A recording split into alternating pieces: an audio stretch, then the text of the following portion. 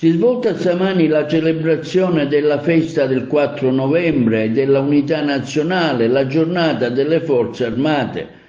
Alle ore 11 presso il Monumento ai Caduti ubicato nella piazza Umberto I di Comitini. Quindi lo svolgimento della tradizionale cerimonia militare alla presenza delle autorità civili, religiose e militari della provincia, delle rappresentanze delle Forze Armate e delle Forze di Polizia.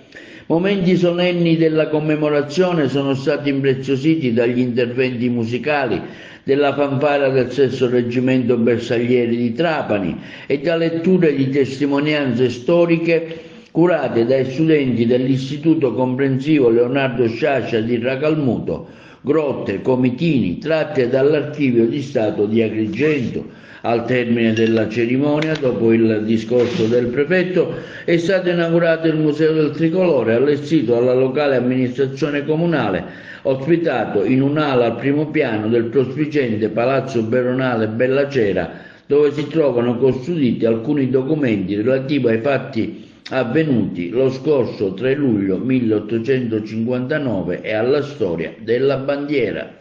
Grazie naturalmente anche al Comune, attraverso la persona del suo sindaco, che entusiasticamente ha adibito all'iniziativa, grazie al personale dell'amministrazione provinciale, fatelo dire, della prefettura, che hanno profuso ogni sforzo per la riuscita di questa celebrazione. Grazie in primo luogo ai militari.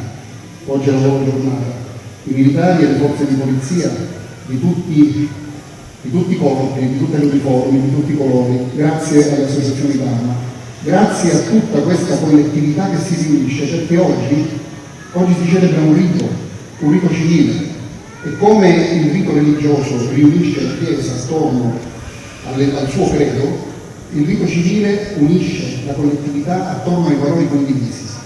E quali sono questi valori? Perché oggi festeggiamo insieme l'unità nazionale e le forze armate?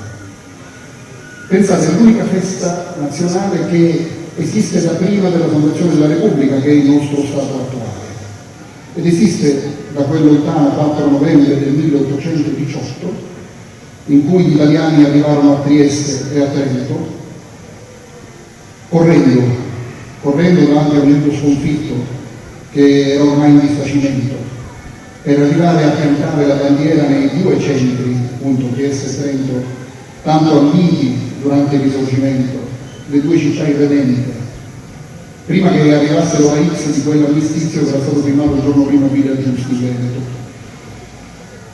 Era appunto il 4 novembre del 1918 e si compiva l'unità nazionale. Ma vorrei ricordare altre date, altri 4 novembre. Quello del 1921, per cominciare, quando una madre friulana scelta più o meno casualmente, Maria Bergamaschi,